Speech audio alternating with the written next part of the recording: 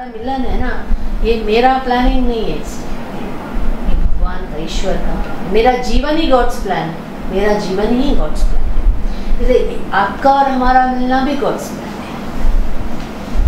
और ये थैंक्स उनको बोलो, नहीं तो मैं तो कहीं जाता ना, इतनी बात नहीं करी, ये पीछे पड़ते हैं।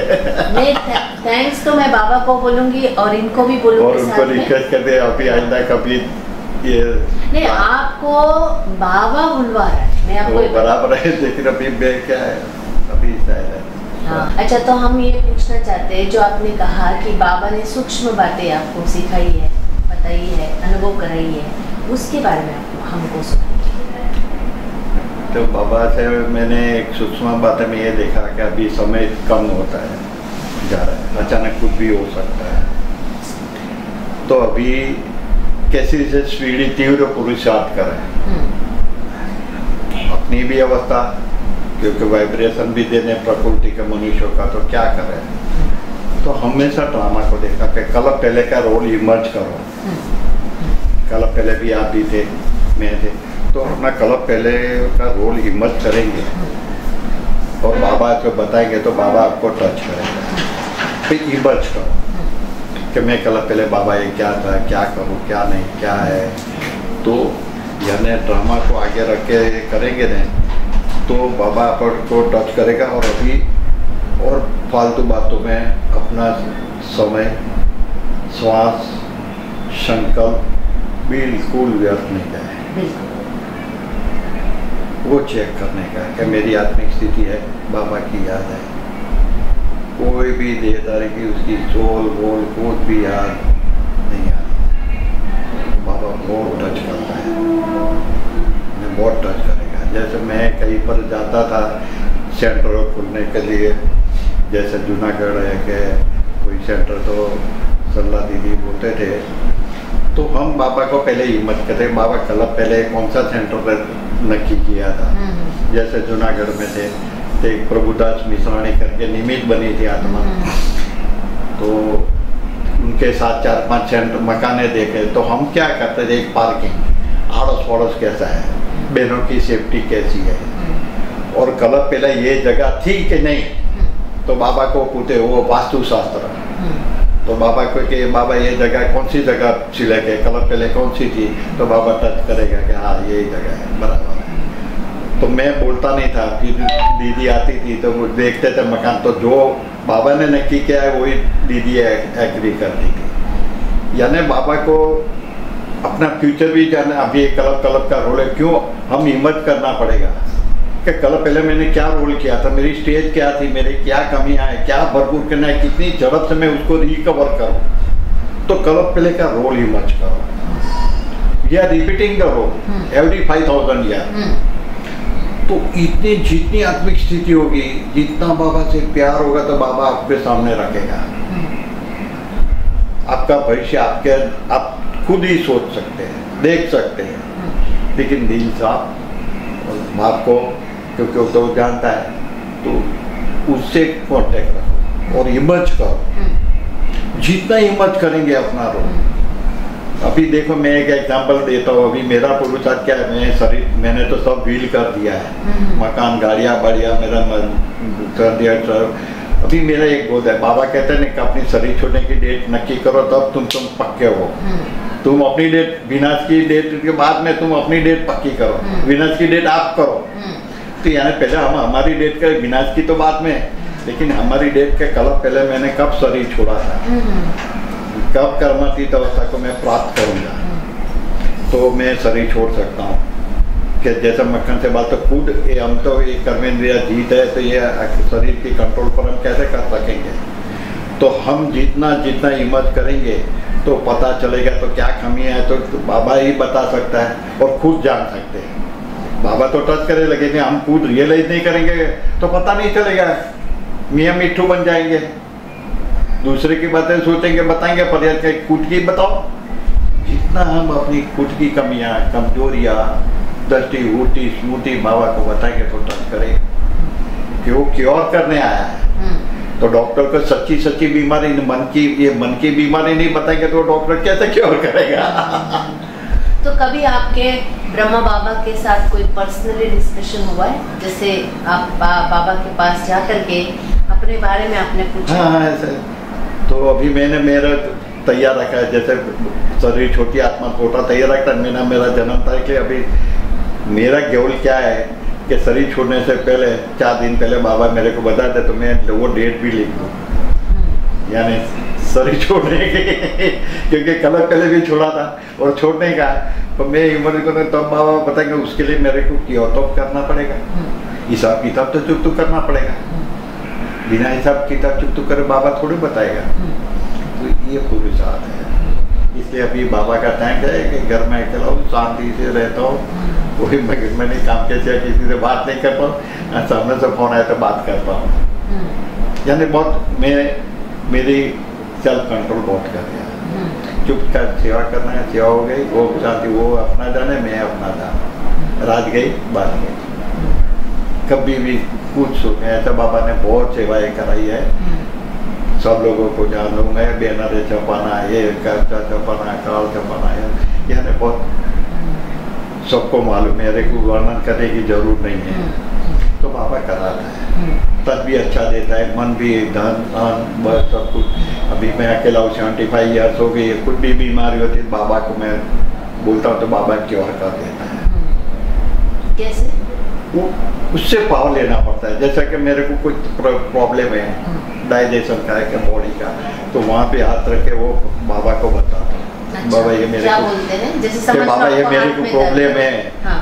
तो बाबा को बोलेंगे और वहाँ हाथ रखे वो दर्द को बाबा को सौंप देंगे और दिल से बाबा को याद करे तो बाबा ऑटोमेटिक पावर वो जगह पे दे देता है और बॉडी क्यों रहती है। मतलब जहाँ भी पेन होता है वहाँ हाथ रख करके बाबा को कंसंट्रेट करना है। अच्छा, बाबा माना ब्रह्मा बाबा, शिव बाबा को डायरेक्ट मतलब परम धाम में सीधा परमात्मा।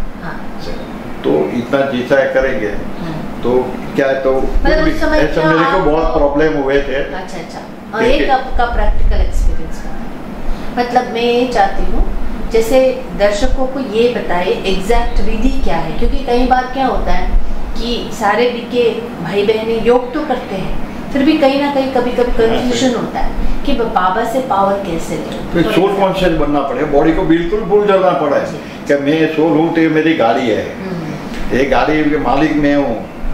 तो क्या होता है कि उस समय एकदम आत्मिक स्थिति में स्थित रहकर बाबा की, जैसे मैं एक एग्जाम्पल देता हूँ कि एक दफे रात को मैं तो अकेला हूँ घर में, पथरी करना, ये करना है, पानी भरना, रसोई करना, ये करना।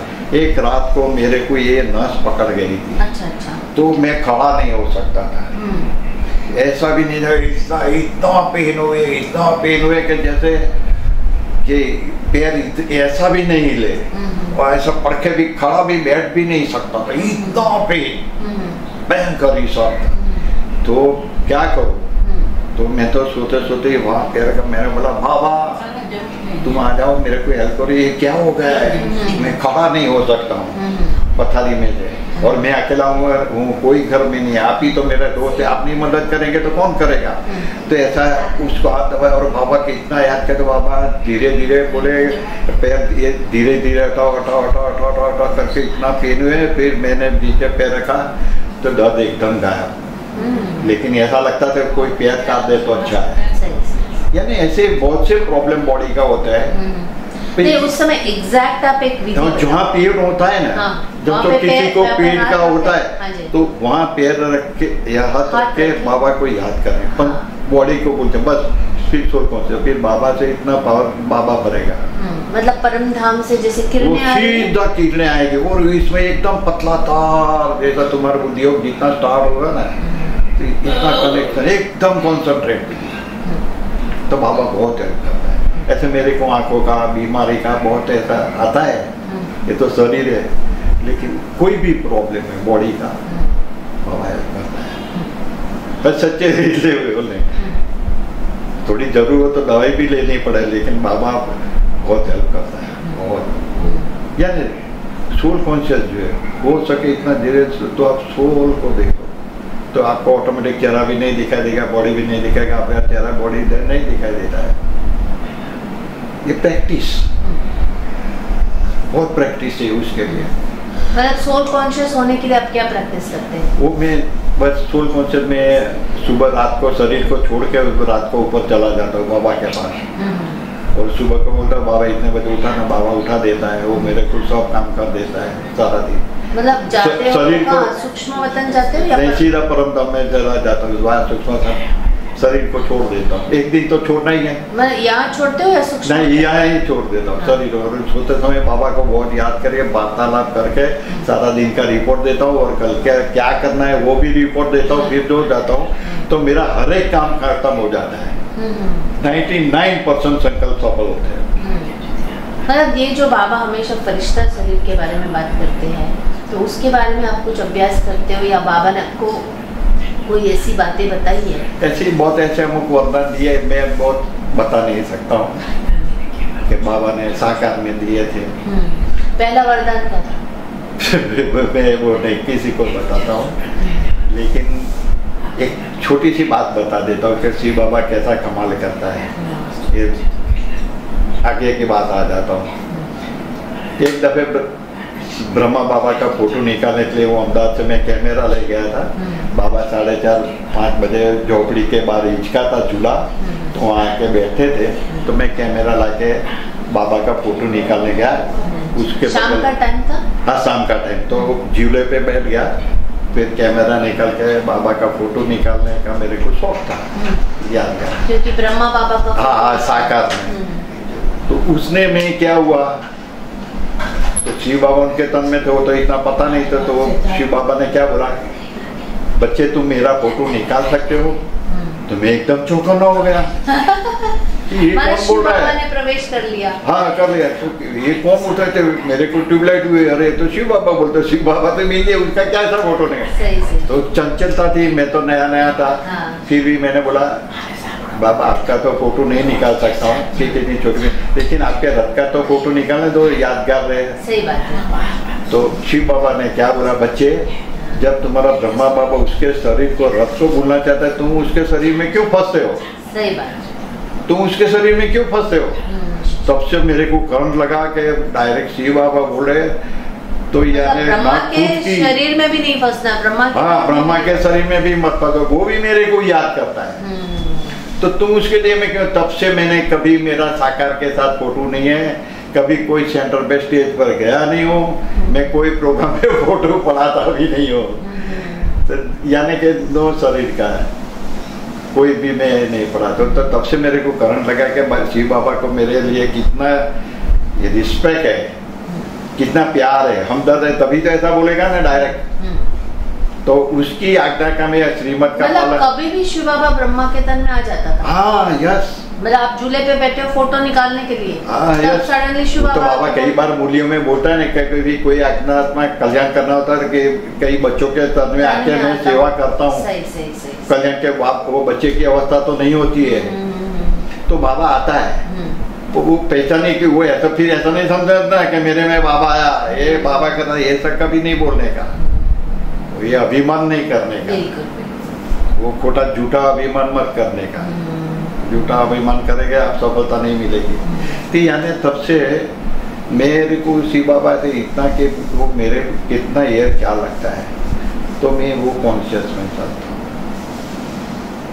ऐसे तो मैं सूक्ष्म में ऐसे बातें करता हूँ कि शिव बाबा को बोलते हैं आप आते हैं जाते हैं, तो आप एग्जैक्टली एक ही जगह पे रहते हो, परम धाम इधर उधर रहते हो, वही आत्माएं सब रहती है, तो शरीर छोड़ के अपनी जगह पर जाएगी तो इसकी जगह का निशानी क्या होगी? इतनी सारी, यानी ऐसी ही बहुत सी बातें। तो बाबा ने क्या बोला? न वो मैं सब अभी इतना नहीं बताता हूँ।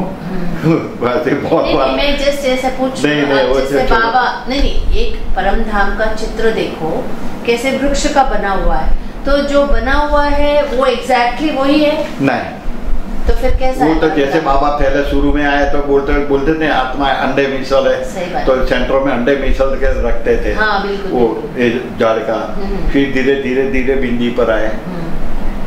तो वो एक बात है कि बाबा बिना शरीर उसकी जगह पे ही जाता है, वहाँ पे ही जाता है। ऐसे हम हर एक की जगह वहाँ पर फिक्स है, परमधाम हर एक की। वे इतना सुसुप्त अवस्था में वो रहता है, जैसे डेढ़ का होता है ना, चौमासा में बाहर आता है, फिर सुसुप्त अवस्था में रहता है शरीर, मेंढक मेढक फ्रॉग। हाँ फ्रॉग। तो ऐसे से तो वहाँ पर हम आत्माएं होती नहीं, अरे इतना वाइट कोचिंग जैसे बहुत सूक्ष्म जगह जैसे आत्मा रहते, जैसे शिव बाबा तो परफेक्ट उसकी जगह पर चले जाते हैं, तो आते जाते उसको तो बहुत टाइम नहीं लगता है।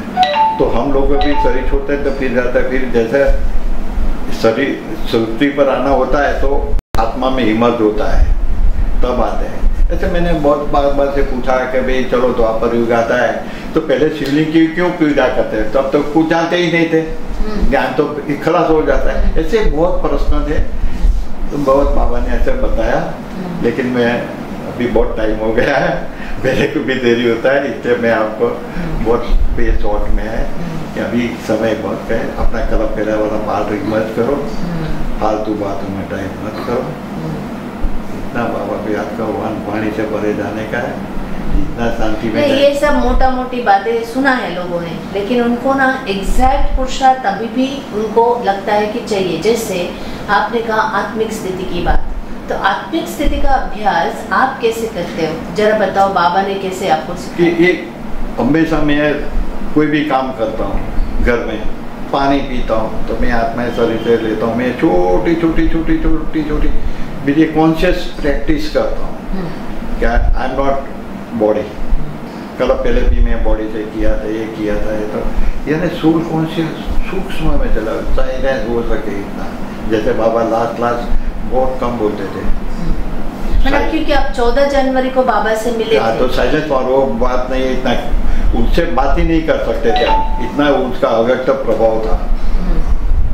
उस समय पता नहीं था कैसे, लेकिन उनका इतना पावर था, अव्यक्त स्थिति की साइलेंस इतना था कि हम कुछ बात करना चाहे तो बोल नहीं सकते थे।